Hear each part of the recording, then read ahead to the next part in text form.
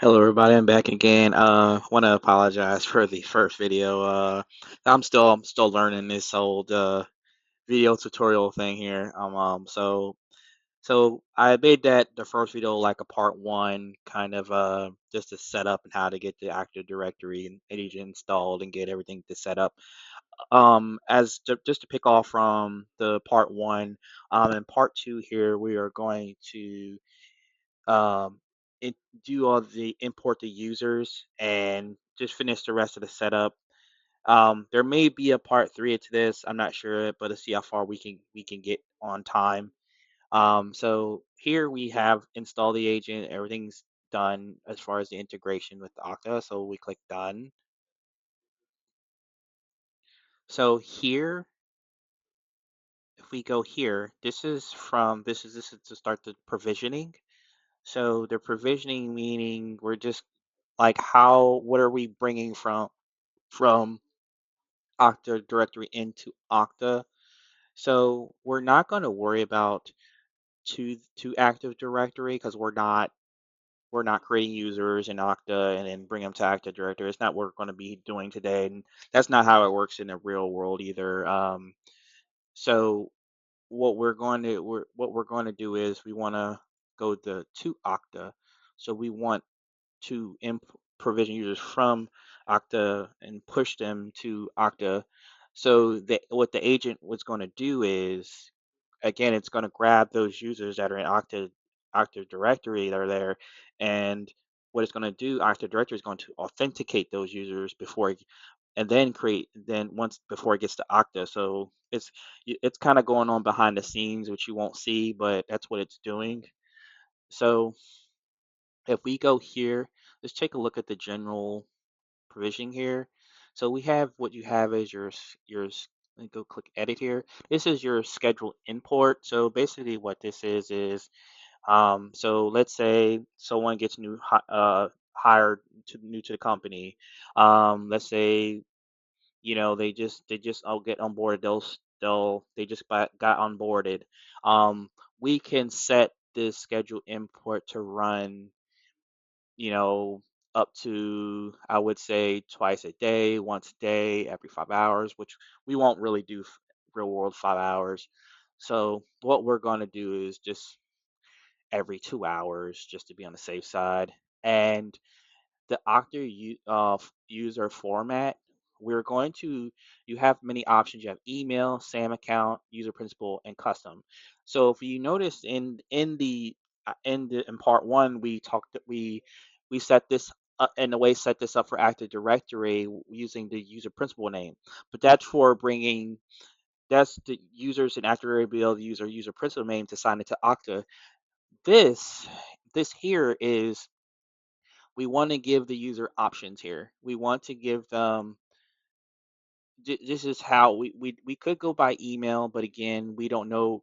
Users might not have their email within Okta. I mean, not Okta. I'm sorry, Active Directory. So we're gonna use custom, so that way, pretty much so they'll be able to sign in with their user principal name or email if they so choose. We want to give them options.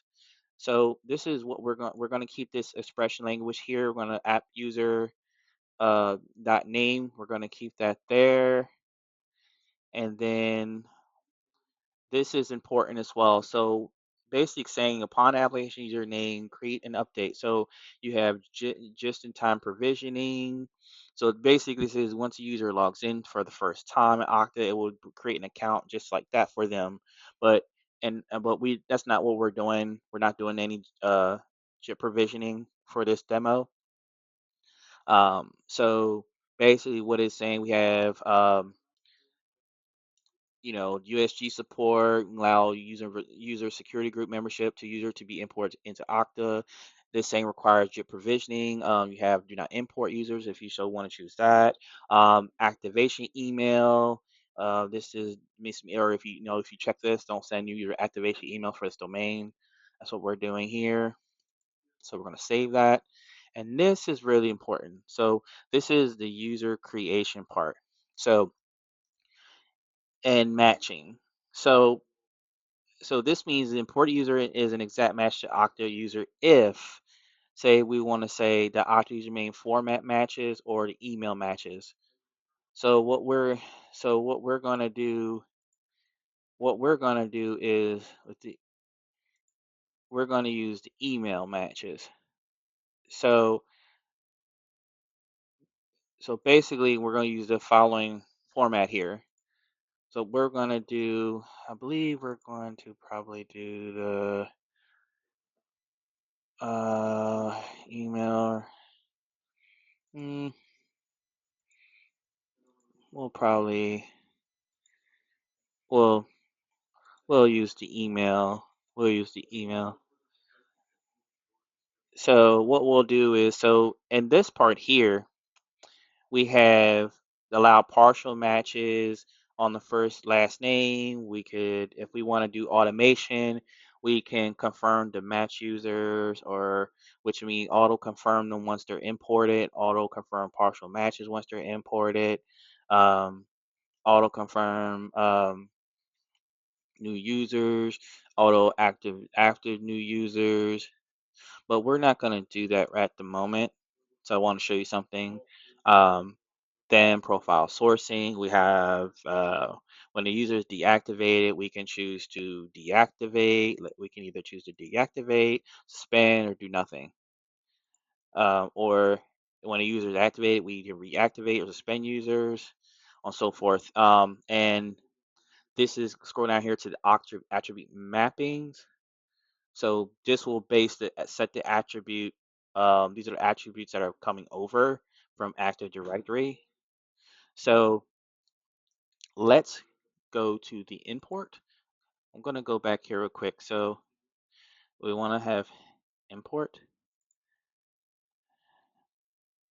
We're going to do we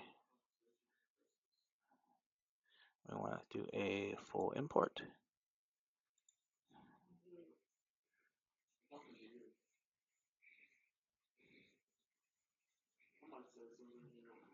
Let's see. Hopefully this might not take too long.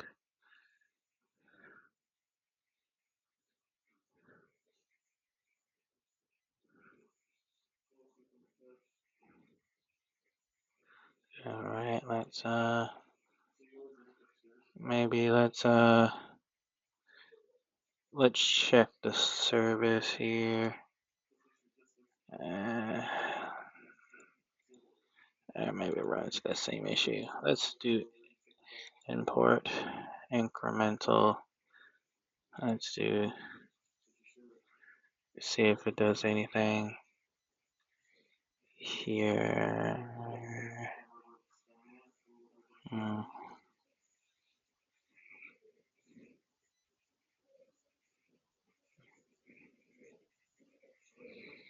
Let's see something here. All right, here it is. This is what we wanted to do.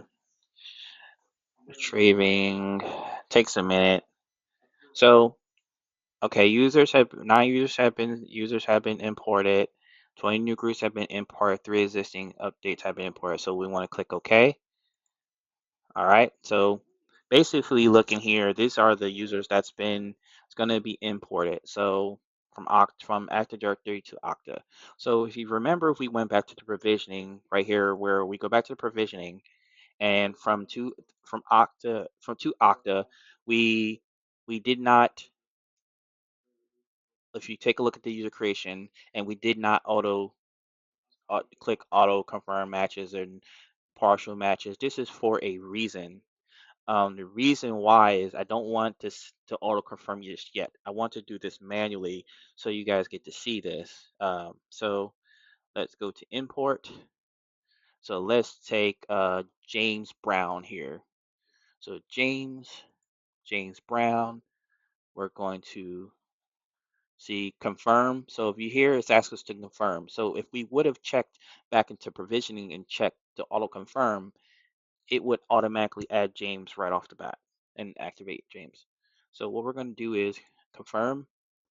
So it's asking us. So it will not create the user account once we confirm James here. So we're going to auto activate and confirm. All right. So James is gone. So if we refresh our screen here, let's go to let's go to let's go to people. All right, see, now you see James sitting here. So if we go back to directory integrations, let's go to Active Directory here.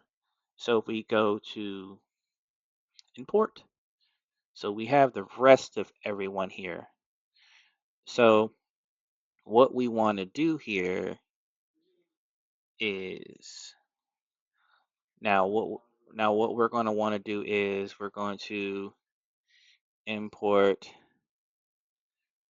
see if we can get everyone. We want to import everyone. Now we're going to import everyone except the Okta service itself. So we're going to just confirm all these. Going to confirm all these. All that's left. So now we have all the users import over. So let's refresh our screen again. Then we'll go back to people. So if we go to people, look at all the users that we have from Active Directory.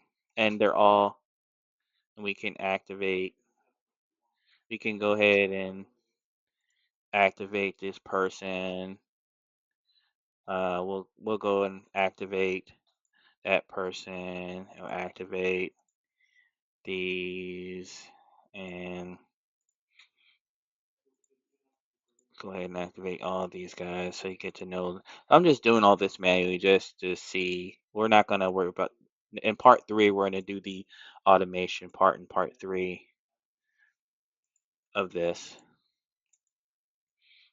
because I'm going to do this for a reason. And so we're just going to activate that. All right. And we're going to activate them. All right. So everybody's activated.